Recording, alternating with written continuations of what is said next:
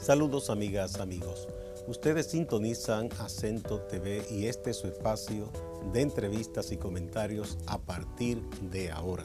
Recuerden ustedes que nos están sintonizando en el canal 38 de Claro TV, en los canales 39 y 439 de Altiz y en el canal 41 de Star Cable de Santiago de los Caballeros. También a través de las páginas acentotv.do y acento.com.do. El tema de este día, en A Partir de Ahora, una conversación sobre política y derechos humanos. Quizás de pronto a ustedes les parezca un poco extraño esta propuesta porque combina dos aspectos que parecerían que están distanciados, pero no. Vamos a tratar este tema con el doctor Juan Miguel Pérez Vargas, sociólogo y analista político, profesor de sociología en la Universidad Autónoma de Santo Domingo y además un ciudadano que hace ciudadanía, que es activista social. Vamos a una brevísima pausa antes de empezar la conversación.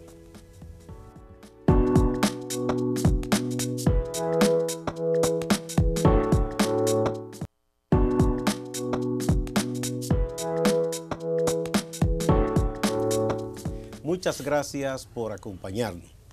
Juan Miguel, qué bueno que estemos acá de nuevo. Muchas gracias, Gustavo. Bueno, vamos un poco a explicar de qué va esto, política y derechos humanos. Comenzando, como hacen ustedes los cientistas sociales, viendo la cosa a nivel macro, ¿verdad? De lo general a lo singular, pasando por lo particular. O de lo estructural a la dinámica que surge precisamente. Dicho mejor, de esa manera. Vamos a ver. Mira. Perdón, este título provocando, ¿no? Sí, muy bien. Porque estamos viendo una situación que a veces uno piensa, me pasa a mí, pasa en mi entorno, pero uno ve lo que está ocurriendo en otros países, no importa el nivel de desarrollo de los países, de un desprecio al ser humano, un desprecio a la solidaridad y una tendencia a darle cada vez menos importancia a un asunto tan vital como son los derechos, privilegiando otras cosas, el mercado, los intereses políticos, las decisiones o de corporaciones o de gobierno. O privilegiando unos derechos por encima de otros. Exacto, que ahí son torcidos. Entonces. Exacto, hay derechos que incluso son hasta corporativos y hay derechos ciudadanos.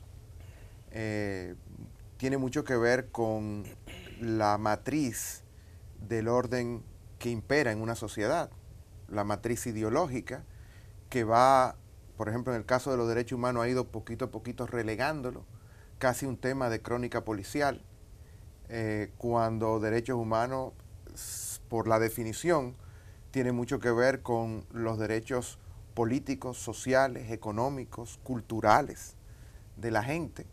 Pero eso poco a poco, y hay que saber que eso viene incluso con ese clivaje del cual la Guerra Fría se hizo eco, en el cual habían las repúblicas populares que hacían énfasis en los derechos económicos y sociales, la igualdad, el acceso a bienes y servicios universales, y por otro lado, el mundo occidental, por lo menos en su capítulo capitalista, que privilegiaba los derechos políticos.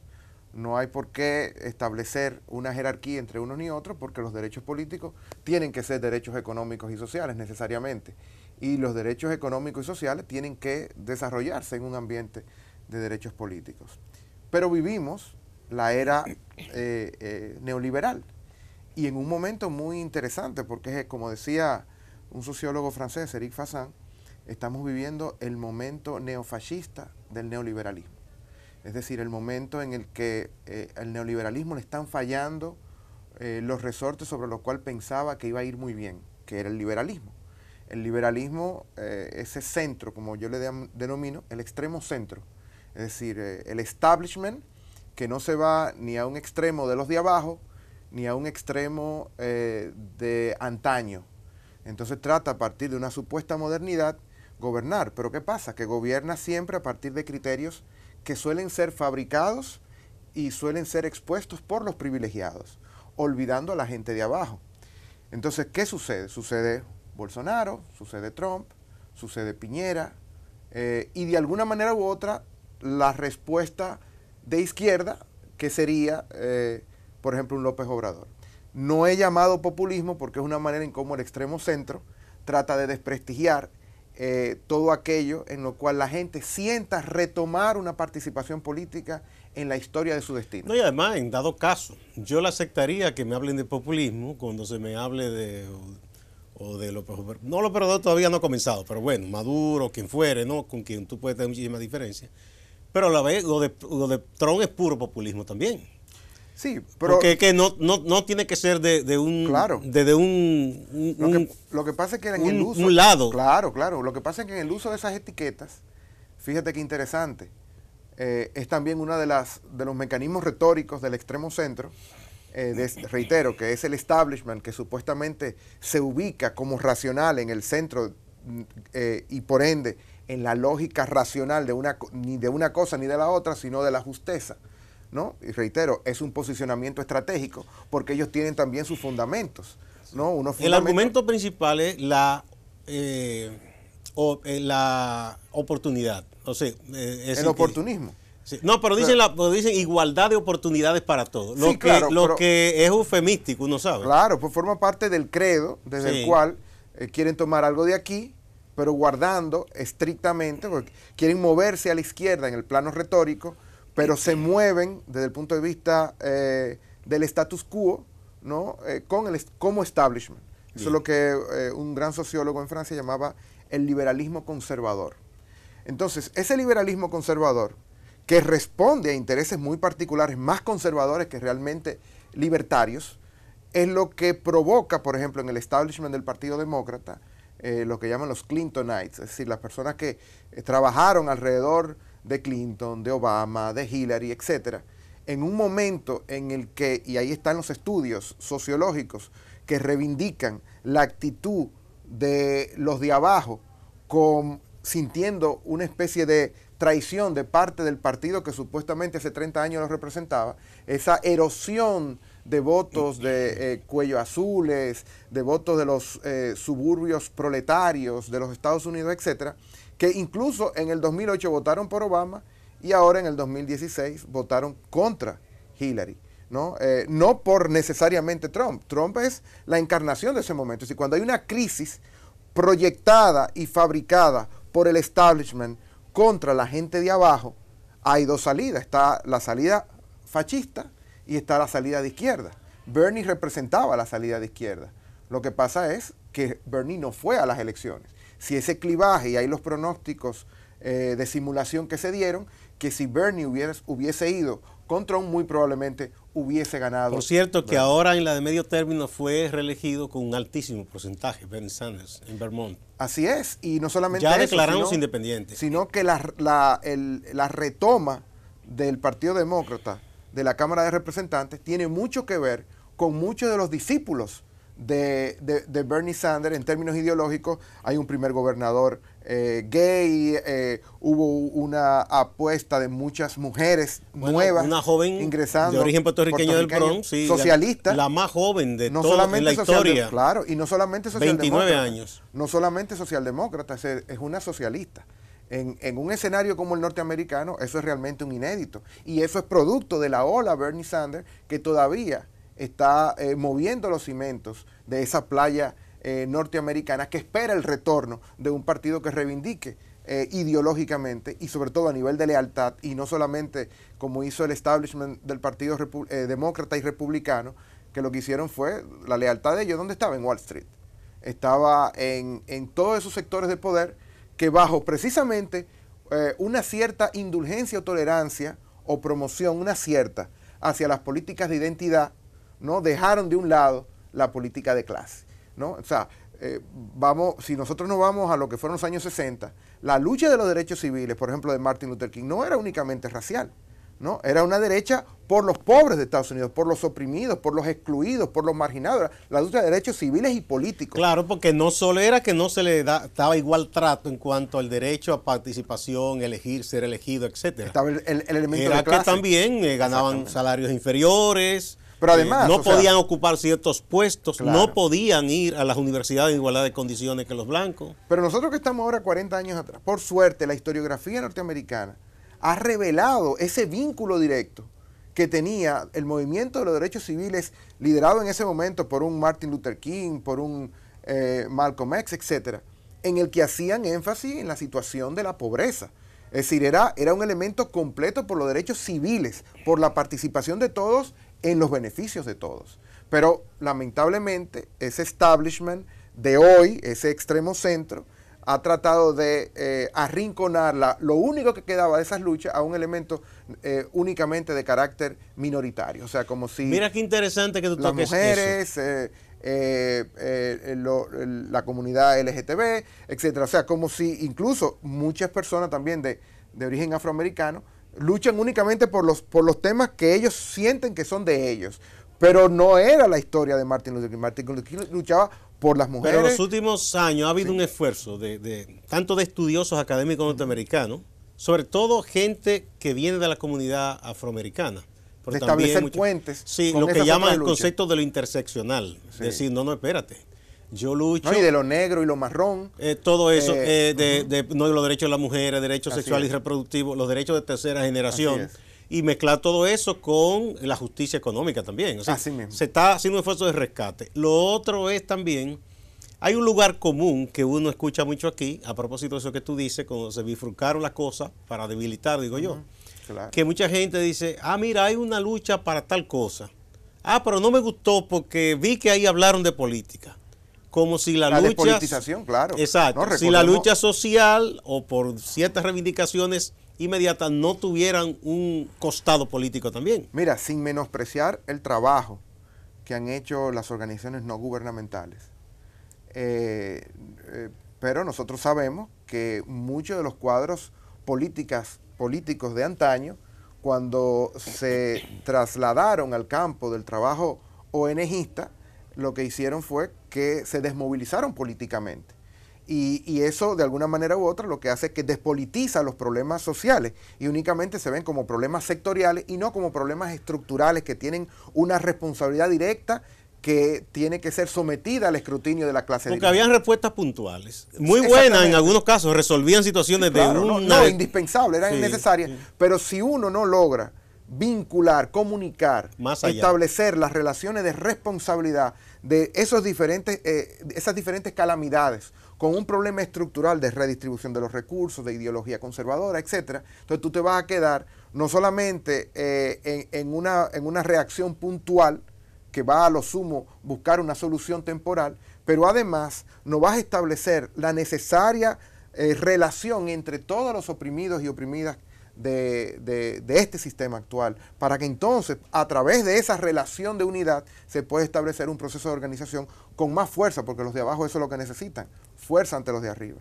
Bien, ese vistazo que hemos visto, que hemos dado, y tú te referiste al caso específico de Estados Unidos, pero igual sabemos lo que está ocurriendo en Europa, en Alemania ahora mismo, por ejemplo, hay mucha preocupación dentro y fuera de Alemania, por lo que eso significa, de que tanto las fuerzas del social cristianismo que tenían una gran presencia en Alemania, se han ido disminuyendo y electoralmente han sido golpeadas, y ni qué decir de los socialdemócratas que están arrinconados. Así es.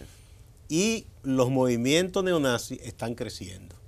Y eso parece impensable hace unos 20, 30 años atrás, pero están creciendo. Y eso ya genera una preocupación. Vimos el gobierno de Italia, que aunque surgió diciendo que no, que era una fuerza más del centro, se ha tornado ultraderechista. Acaba de hacer que se le apruebe una ley ahora, una ley totalmente xenófoba, cuando Italia era visto como uno de los países más abiertos en Europa para las migraciones, ya sea de países del este como del África, e incluso de América Latina. Muchísimos dominicanos y dominicanas iban a vivir a Italia. Me cuentan personas de suramericanas que viven allá, que ahora hay una hostilidad hacia el migrante, lo que nunca se había visto en Italia. Y ni qué decir de lo que hemos visto con Gran Bretaña y esas cosas. Uno de los chivos expiatorios para el Brexit era decir que nada, que con estar unidos en la Unión Europea venían todos los sudacas y que eso no podía ser. En Europa también hay una situación. Sí, fíjate, eso tiene que ver más que con el activismo de parte de la extrema derecha tiene que ver, en primer lugar, con un hartazgo del extremo centro, es decir, con un cansancio de la propuesta mainstream, es decir, la propuesta convencional, la tradición que se ha establecido. Que es más o menos parecida, o socialdemócrata o conservadores. O democracia cristiana, exactamente. Sí. Y sin duda alguna, una crisis de la imaginación a la izquierda.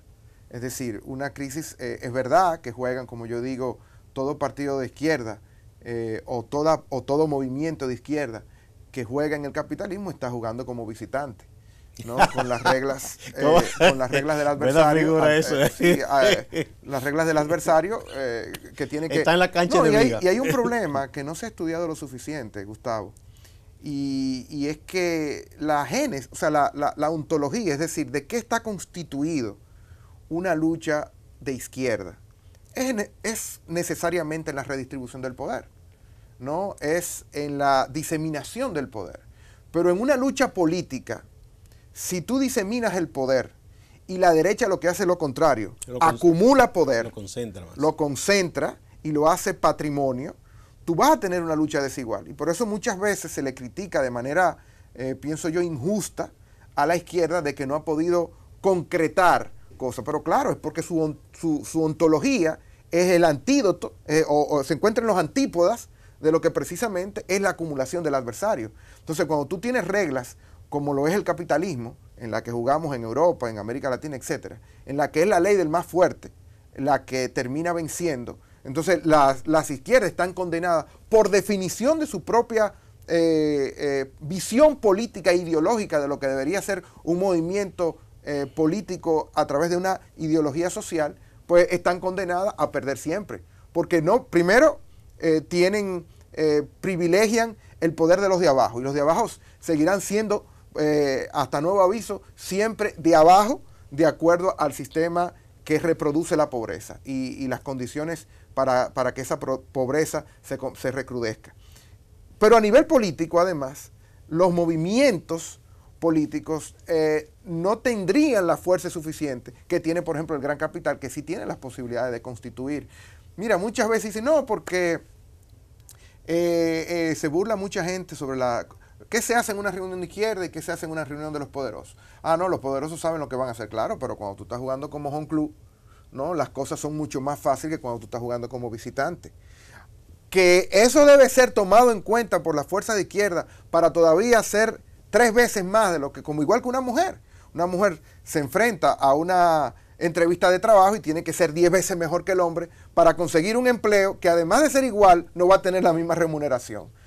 Por eso decimos que la política de izquierda necesariamente es una política que tiene que aprender de lo femenino en una sociedad con dominación masculina. Además hay otra lógica también. Quien está contento con el sistema y es administrador, dueño del sistema, su apuesta es a que esté estable y a que se reproduzca.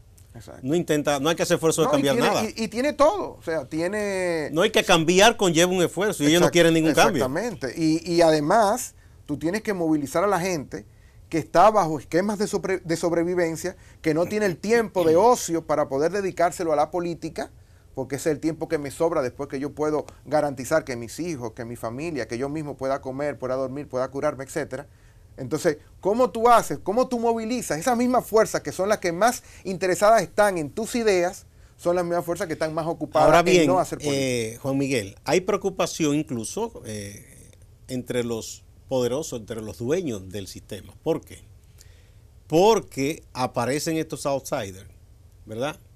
Todavía Trump, ellos lo toleran y ven que, bueno, él es un hombre millonario, no se va a salir mucho, él no es un antisistema en el sentido ideológico ni nada. Pero, por ejemplo, aparecen personas que se tornan por encima de todas reglas. Yo te pongo el caso de Duterte, por ejemplo, en Filipinas, que ya comienza a preocupar, porque son personas autoritarias que dicen, bueno, aquí mando yo, y no importa quién sea, él fácilmente a cualquiera lo manda a matar o hace... entonces, igual eso que está ocurriendo, por ejemplo, en Alemania, preocupa incluso a gente de alto poder económico, porque no saben qué va a surgir de ahí. Y ellos tienen una historia, ¿no? Aunque esos siempre existieron, porque esos son los que no preocupaban cuando eran subalternos. Pero el problema aquí por ejemplo, en Trujillo, no era Trujillo para las clases dominantes, no era Trujillo per se, sino los Johnny Abe que se le iban de las manos. Sí, por eso. O sea, entonces, hubo gente que convivió contenta con Trujillo y hasta se benefició, hasta decía, bueno, este es el hombre ideal porque mantiene la cosa en calma. Exactamente. Pero cuando ya el abuso vino para una hija o su familia, entonces ya no lo podían tolerar. A eso que me refiero. Que también ellos temen que se le vaya la mano a esos aparecidos. No.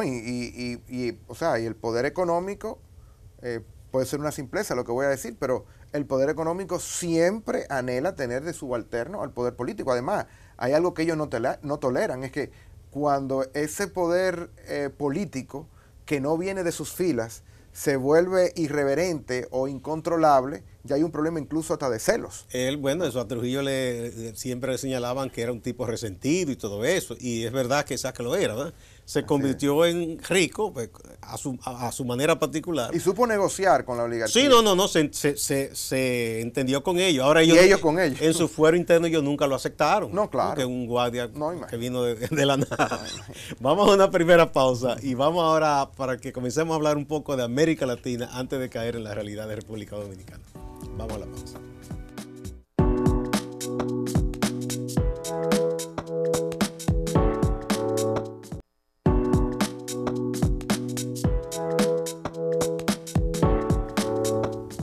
Muchas gracias por continuar a partir de ahora. Estamos conversando con el doctor Juan Miguel Pérez Vargas, sociólogo, analista político y profesor de la Universidad Autónoma de Santo Domingo.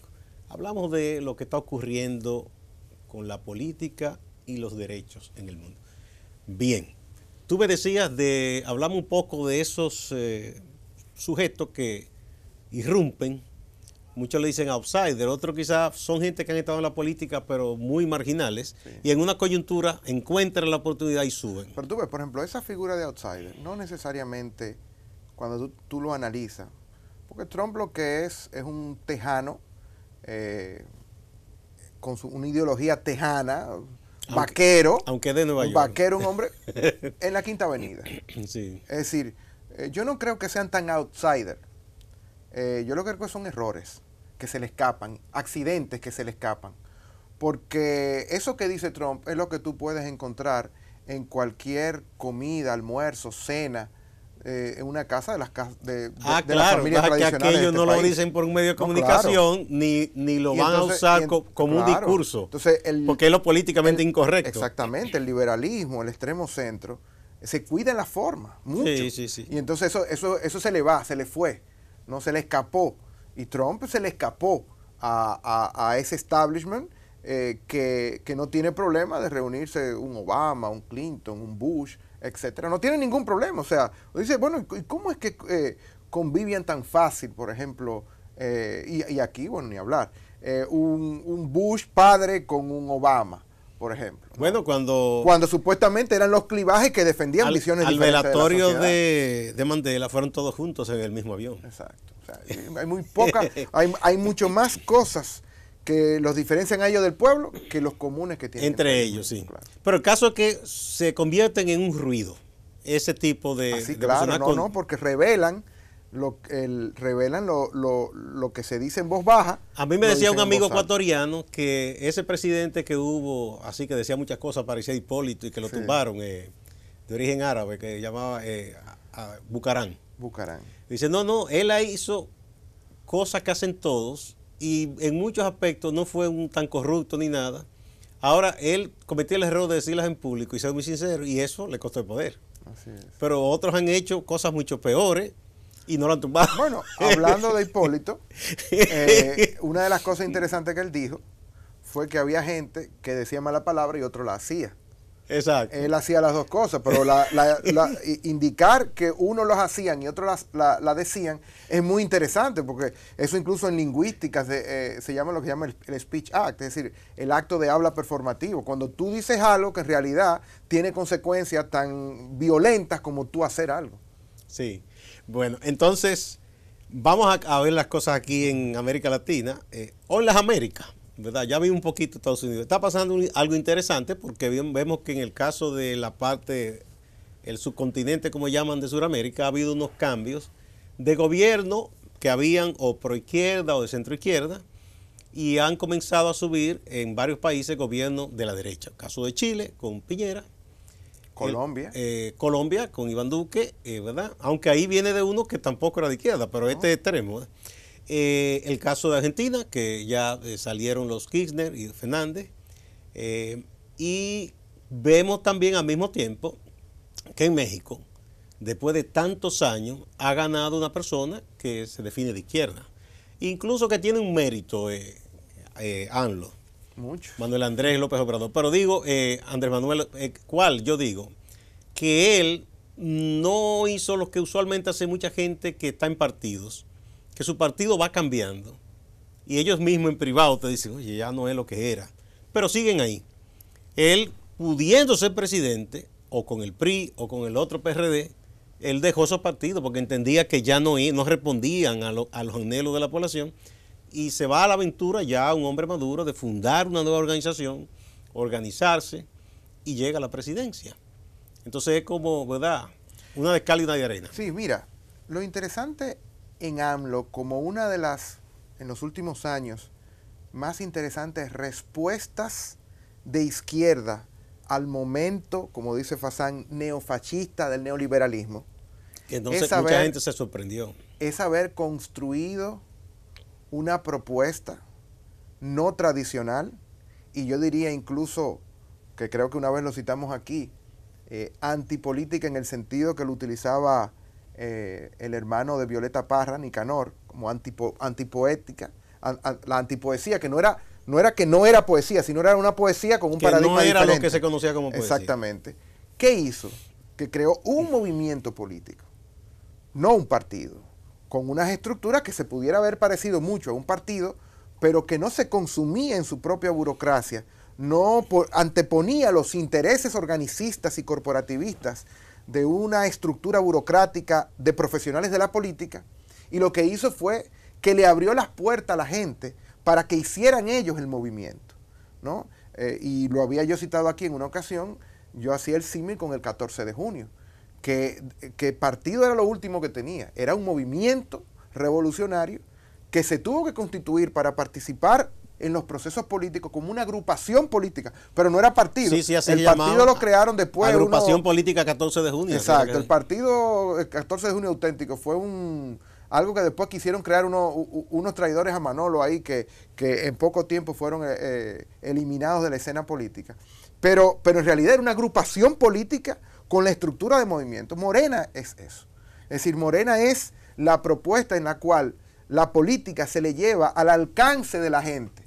Porque nosotros, y es una de las críticas que hemos hecho incluso aquí, que vemos como partidos de larga data, que se dicen alternativos, utilizan mecanismos, e incluso figuras individuales, utilizan mecanismos ya tradicionales, que utiliza la misma tradición que el pueblo está hoy rechazando. Repiten lo mismo. Sí. Exactamente, entonces las formas tienen mucho que ver en la percepción de la gente. Porque entonces creen que hay que vestirse de político para ser el político de hoy, cuando es lo contrario. Hay que vestirse de la gente para que entonces, a partir de lo que tú dices, la gente empiece a utilizar otro tipo de visión para verte como un político, porque la política ha cambiado, o por lo menos la politiquería ha envejecido tanto y se ha oxidado tanto, que le ha dado paso a todo un inédito camino de formas interesantísimas de convertir lo social, lo económico, lo cultural en político, que es lo que la gente hoy está reclamando, o por lo menos es lo que a la gente no se le ha ofrecido. Y ahí volvemos al principio, de que esas reivindicaciones y reclamos y derechos no se pueden separar, lo interseccional. Si tú luchas por el derecho a la salud, estás luchando por un derecho político. Así es. Si luchas por la igualdad de hombre y mujer en lo económico, estás luchando por un derecho hasta el derecho de los político. Consumidores, por ejemplo. ¿Dónde se nutrió la figura de aquel gran abogado de los derechos de los consumidores, Ralph Nader, que obtuvo una vez 10 millones de votos en unas elecciones presidenciales? ¿No? Precisamente en concebir de que hoy los derechos del consumidor pasan por ser derechos ciudadanos, porque frente a esas grandes corporaciones, en el caso aquí, por ejemplo, de las telefónicas, o del sistema, el omnipoderoso sistema financiero. Yo estuve una vez en una fila de un banco, y yo decía, Dios mío, porque cada vez hay que despertar su chispita, ¿no? Como la pradera de Mao. Decía, pero ¿y cómo es posible que nosotros vengamos a un banco donde estamos pagándole al banco y además tenemos que hacer fila para pagarle. Es una cosa increíble. Fila con maltrato. Y con maltrato. Entonces comenzó la gente a reclamar. Entonces decía el abogado, por ejemplo, y no pierden un caso en este país. Porque ante el ciudadano X chiquitico, le ponen una batería de abogados que cuando no lo avasallan son capaces de comprar jueces. Un amigo mío le ganó un caso, fuera de corte. Tú sabes que las tarjetas, por ejemplo, a veces te llega de que un cargo y tú dices, ¿qué es esto? No, eso es una facilidad que con eso usted va a estar restaurante o si va a un resort, entonces tú dices, pero que yo no he pedido eso. Ah, no hay problema, mande una carta y que sí, ok, y en tantos días, entonces en los próximos meses se le va a eliminar ese cargo. Entonces digo, Y eso siguió. No, porque tú lo has pagado, si no te fijas bien, y a veces tú crees, bueno, 100 pesos por aquí, por allá. Él va un día y dice, muy bien, a ese banco, y él vendía luces y cosas de esa lámpara, de esos tubos fluorescentes, y dice, mire, esta es una factura, y dice, ¿qué es eso? Le dice la de su banca personal, no, es para que me paguen esas bombillas que yo vendí a ustedes. ¿Cómo? Nosotros no hemos pedido bombillas, ni yo tampoco pedí que me pusieran un club de que sí o qué. Exacto.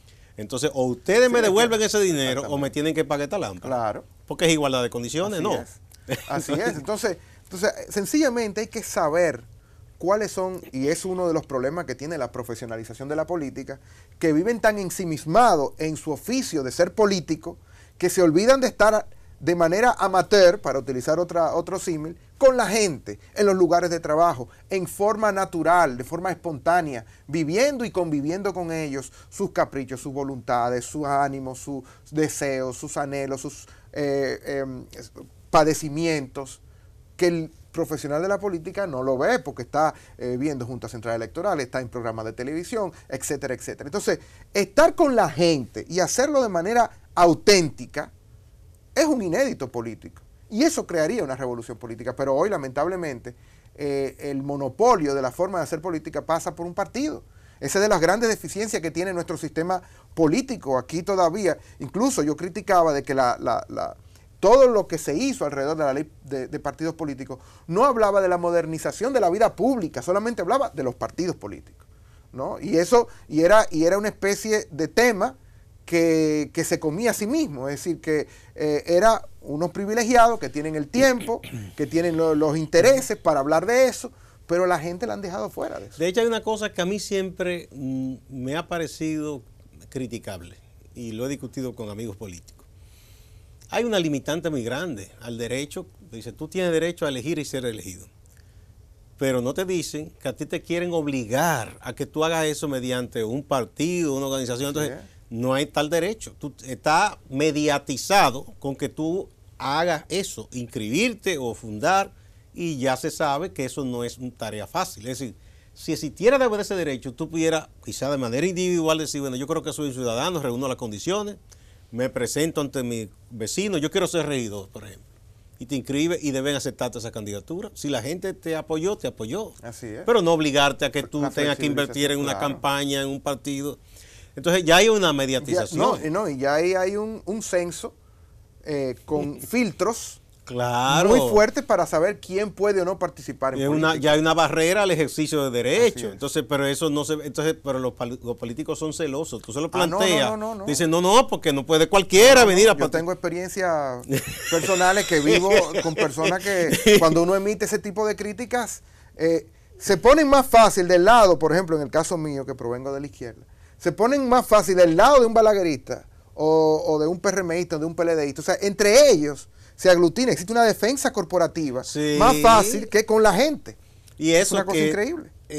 Algunos querían plantear en la ley de partido que aquí se hiciera el voto obligatorio y so pena de una multa. Yo decía que si lo aprobaban, yo la iba a pagar siempre, porque nada más por estar en contra, yo me iba a dejar a votar.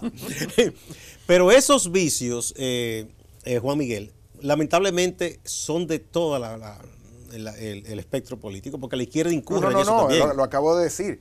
Yo tengo compañeros muy queridos que si uno emite una crítica hacia esa forma de realizar la política de manera profesional, es decir, donde se anteponen los intereses partidistas, burocráticos, etcétera, antes de darle a la gente realmente las condiciones de poder desarrollar una participación, muchas veces encuentran más afinidad, entonces se parapetan detrás conjuntamente con políticos tradicionales del PRM, del mismo PLD, etcétera. O sea, es una situación crítica porque además en el momento en el que la gente está pidiendo la antipolítica, se están volviendo más políticos. Sí. Y ese, que por cierto, es un desaprovechamiento. El término antipolítica hay quienes lo ven con mucha ojeriza. Claro. Pero, por eso lo redefiní ahorita un poquito. Es decir, no es la despolitización, no. Es una reinvención de la politización a partir de paradigmas, de códigos diferentes a los que usualmente se han establecido. Bueno, entonces vamos a ver, comencemos a ver un poco a la República Dominicana. ¿Cómo tú ves en estos momentos la sociedad dominicana de cara a lo que se suele hacer como política y lo que la ciudadanía, sus anhelos, sus reclamos, sus necesidades, sus luchas? Mira, como sociólogo, uno necesariamente tiene que partir siempre de que en la gente, en sus decisiones, en sus acciones, pesa más la necesidad que la opción.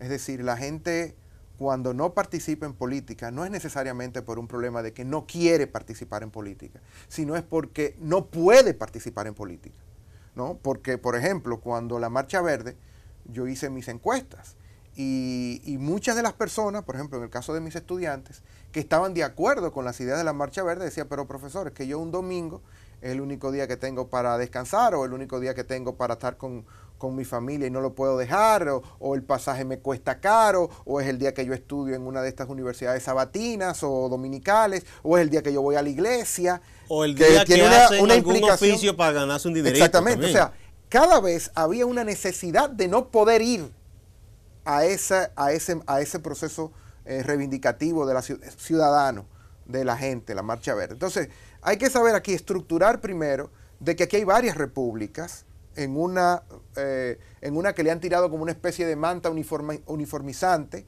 como si fuéramos una masa homogénea. No, aquí hay varios tipos de república, desde tu participación, que tú puedes hacer según tu origen socioeconómico y tus posibilidades, hasta cómo te miran las propias instituciones políticas de acuerdo a esos propios orígenes. No es solamente la imposibilidad de acceder o no, es también cómo el propio sistema, ¿no?, segrega, discrimina de acuerdo a quien tú seas. Entonces, como yo decía el otro día en una entrevista, por ejemplo, en tus derechos civiles, no es lo mismo un actuante. O sea, ¿cómo es posible que la DNCD solamente actúe en los barrios como si en Piantini y en Naco no hubiesen droga? Yo siempre he dicho que yo voy a apoyar las redadas. Digo, nunca las voy a apoyar porque es arbitrario, pero claro, me gustaría que se hagan de manera igual en cualquier lugar. Así es. O sea, yo no he visto nunca que se paren en la Lincoln por ahí, ¿verdad?, con una de esas calles y digan, muchachos, todo en la pared, vamos a ver. Así es. Porque se supone que todos somos sospechosos. O sea, bajo ese criterio de detener a alguien en la calle y registrarlo. Por supuesto, pero recordemos que aquí hay una ciudadanía de geometría variable,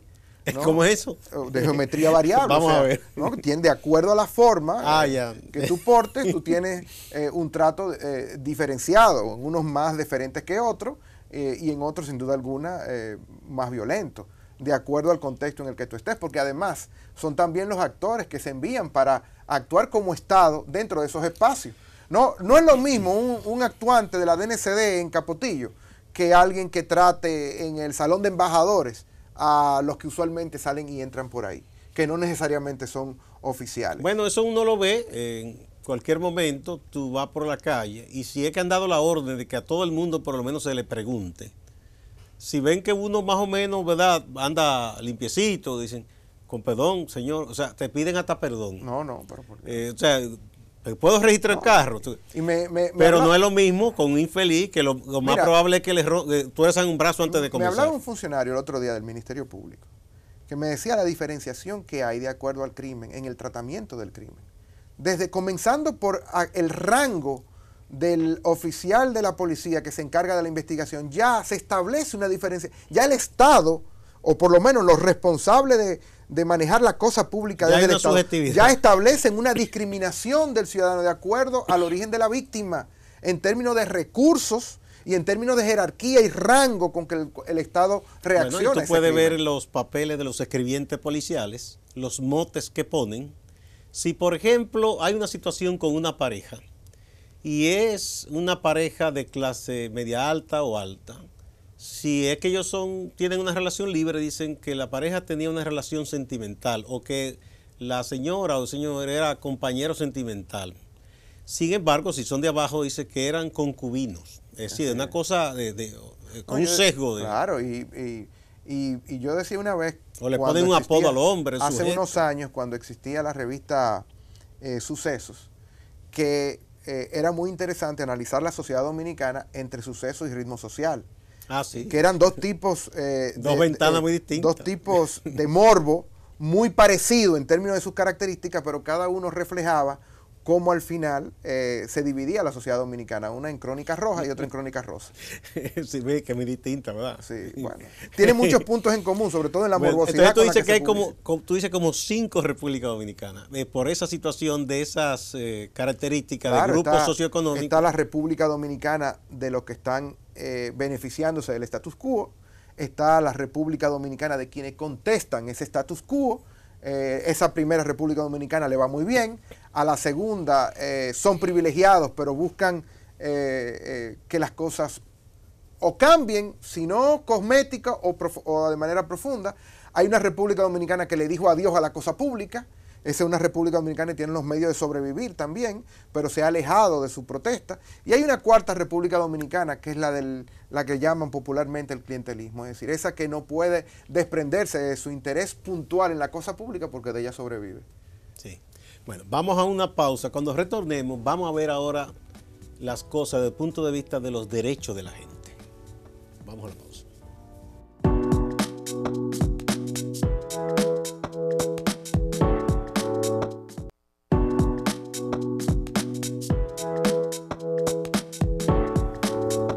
Muchas gracias por acompañarnos. A partir de ahora estamos conversando con el doctor Juan Miguel Pérez Vargas, sociólogo, profesor universitario. Bueno, entonces todo esto que hemos visto en el ámbito internacional y un poco vinimos aquí ya hablando de la parte de las diversas repúblicas que hay, según los estamentos sociales, económicos. Han estado sucediendo cosas y cada cierto tiempo hay como un pico. Hay épocas en que la policía, es raro el día que no masacra a 1 o 2 muchachos, y ya sabemos el lugar común a que hay intercambio de disparos. Pero también hemos visto pico también, que en la maternidad tal, que en tal hospital murieron tantos niños. Hubo un fin de semana con un escándalo. 11. Un caso en Enrique Cabral, pero que había otro fin de semana que no se había publicitado, que murieron mucho más. No, y que dijeron luego que eso era normal. Exacto. Eso llevó a que un cambio de ministro y todo. Entonces, recientemente hemos visto que la policía, con este director, que es un hombre que se presenta como muy cristiano, civilista, pero es raro el día, o vamos a decir la semana, en que la policía no ejecute un muchacho y diga que hubo un intercambio de disparos o que era buscado. Hubo un caso en Santiago reciente ahora, un joven conocido como Jason, que delante de los vecinos fue ejecutado fríamente. Pese a que él dijo, no me maten, yo me entrego. Y gente que le dijo, no, no lo maten, él no está haciendo oposición, está haciendo resistencia. Eso, si tú lo combinas con lo que ha ocurrido recientemente en Los Minas, de una familia, un niño pobre lo lleva con unos episodios febriles, prácticamente no se le prestó ninguna atención. Dijo, no, eso se le pasa ahorita, dale tal cosa. Y el niño muere. Y esa gente desesperada no tiene a quién clamar justicia. Igual ocurrió en Peralta, un niño intoxicado con un pesticida, de esos que se suelen usar en las siembras. Se afectaron varios. Adulto, pero es un niño con menos defensa. Cuando lo llevan al hospital, tampoco hay ninguna atención. Le dijeron que volviera después y el niño muere. Pero a esos, la sociedad en sus instituciones no les responde. Y la gente, en el caso de lo que la policía ejecuta, lamentablemente muchos suelen decir, bueno, es que era un delincuente. Como si solo eso fueran los delincuentes. ¿Cómo concatenar esto con lo que estábamos hablando de una situación sistémica? Bueno, precisamente porque el orden imperante no es producto de la espontaneidad de voluntades, está estructurado de acuerdo a visiones de ver el mundo. Algunas son hegemónicas, otras son subalternas, unas son omnipoderosas, otras son marginales. Nosotros vivimos en un país muy poco democrático, no podemos decir que dictatorial, donde impera una democracia de mercado, donde tú eres de acuerdo a tu capital, de acuerdo a tus haberes, con H, ¿no?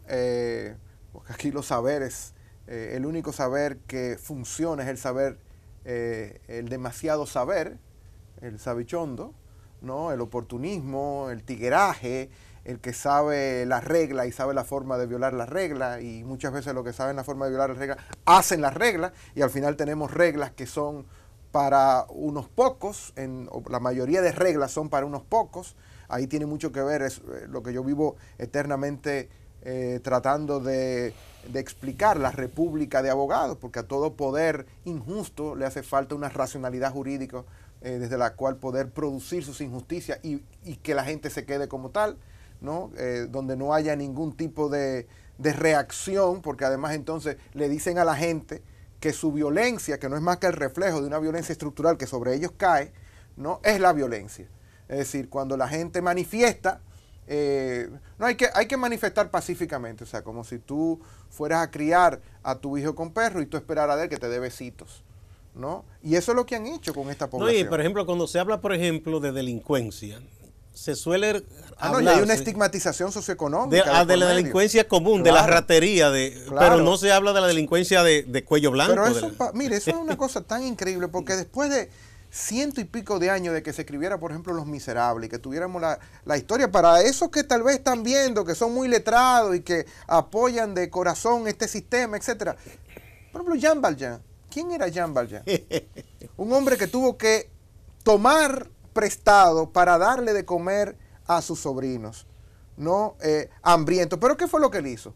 Quitarle a la sociedad lo que la sociedad le quitaba a esos niños, que era un derecho humano. Un pan. Entonces, cuando una vitrina para cuando yo establezco esa relación, ese diálogo con mis estudiantes, por ejemplo, de sociología jurídica, yo digo, bueno, ¿y qué sería, de acuerdo al sentido común, de acuerdo al sentido democrático, común de la democracia, qué sería peor? Quitarle a la sociedad lo que la sociedad le quitó en términos de derecho a comer a esos muchachos, o sencillamente violar la ley, que por cierto está hecha por gente que tiene intereses, ¿no? Entonces, las respuestas no son fáciles, no son sencillas. Y ahí es que tú ves los niveles de indoctrinamiento en los cuales se le da a la palabra ley prácticamente un dogma de fe, como si ella reflejara el consenso general de la República Dominicana. Como si fuera abstracta, que no tuviera interés. O sea, una ley que no le sirve a la gente es una ley que está hecha contra la gente. Y nosotros tenemos que hablar que la gente es la gente, no son los de arriba. Es decir, nosotros tenemos un sistema, un Estado dominicano que no le sirve a la gente, ¿no? Bueno, y así como tuvimos a ese Javert que persiguió hasta el final a Jean Valjean, hasta que la conciencia se remordió y se suicidó. Así es. Pero en este caso vemos agentes de policía que son tan marginados, explotados y abusados como el infeliz que ellos piensan que están actuando bien dándole un tiro. Esa es la tragedia, que mandan, evidentemente, ellos saben. ¿Qué pasa? Que ponen a los humildes a oprimirse entre ellos.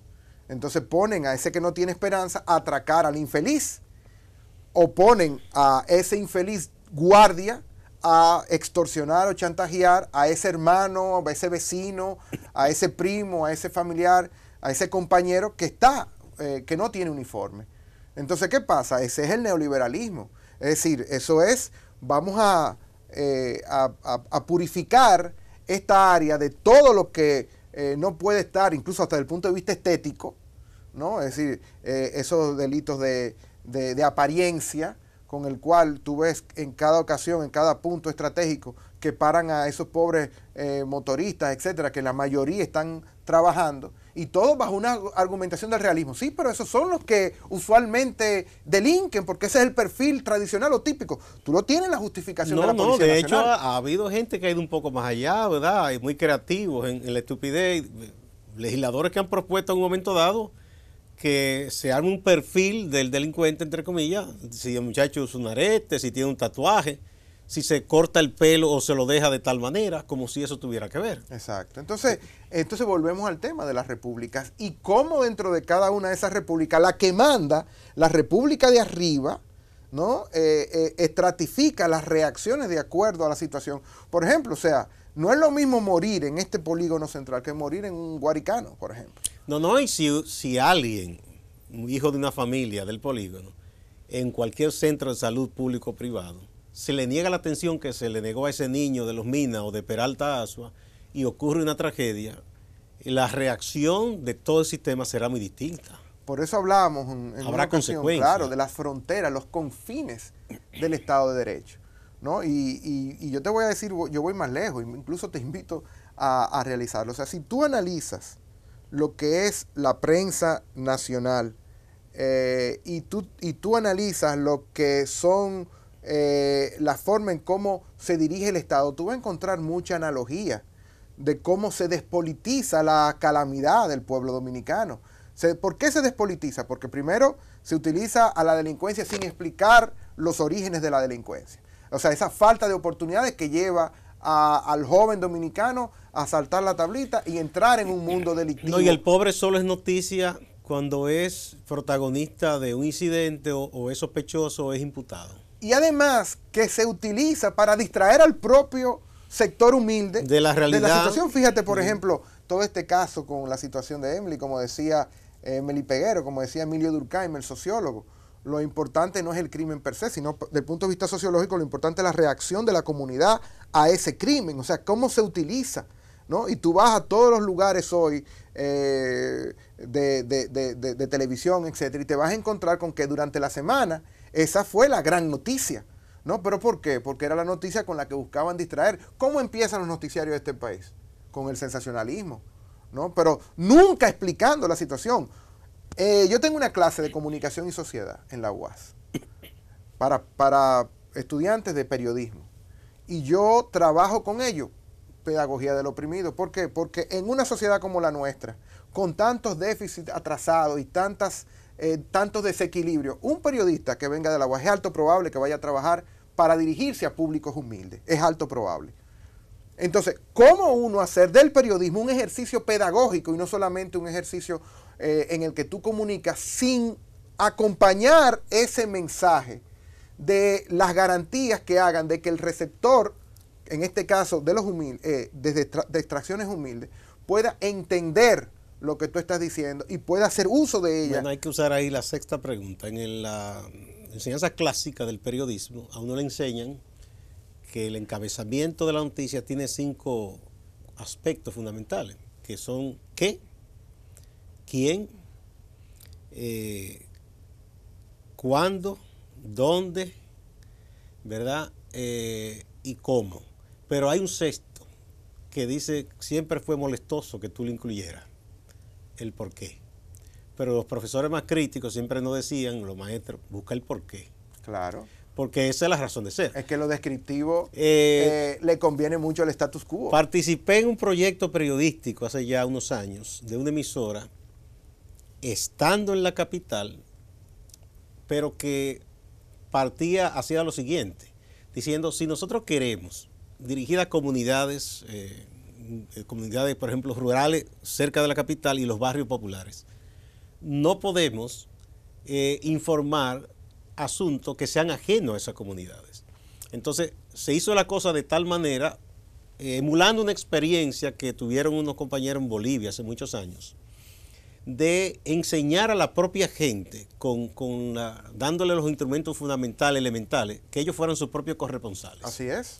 Y hubo una experiencia maravillosa, una señora ciega y otra que era analfabeta y era tremenda reportera. Pero Gustavo, siendo mis compañeros estudiantes guadianos, los letrados de su comunidad, los que tienen la posibilidad de dedicar un tiempo en un aula de su comunidad, son los llamados a ser los intelectuales de su comunidad, son los llamados a ser los intelectuales orgánicos de sus comunidades.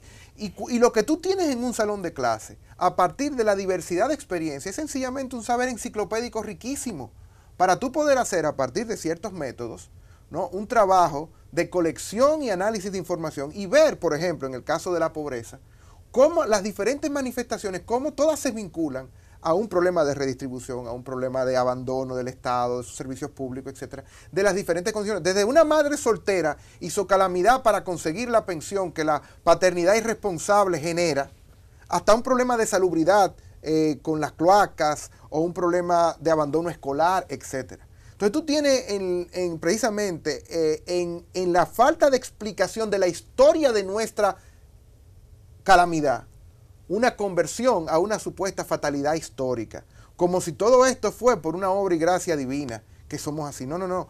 No, muchas veces incluso yo le critico a compañeros de trabajo que dicen, no, el problema aquí de la falta de educación ciudadana, por ejemplo, es un problema de la sociedad. No, no, no, no, no, que la sociedad somos muchos, es un problema de la clase dirigente. No, no se puede irresponsabilizar las condiciones de... Ahí socializan la culpa. Claro, exacto, la distribuyen democráticamente, ¿no? Pero no es así. Sabemos muy bien que, como decía Kant, todo hecho tiene condiciones de posibilidad. Y esas condiciones de posibilidad han sido aquí manufacturadas por una visión y por gobiernos, independientemente de los colores, que han tenido una misma ideología, una misma visión, unos mismos intereses y sobre todo unos mismos titiriteros que lo están guiando. Bueno, no hay mejor forma de concluir que esa. Hemos llegado al final. Muchas gracias, Juan Miguel. Siempre aprendemos mucho contigo. Yo creo que la gente también aprende mucho. Qué bueno que se reflexione así, volteando la tortilla, desde otro punto de vista y no con el muñeco armado que solemos ver. Y comentar simplemente las cosas de manera casi descriptiva. Exactamente. Muchas gracias. Gracias. A ustedes, amigas y amigos, no se vayan, que hay más en Acento TV.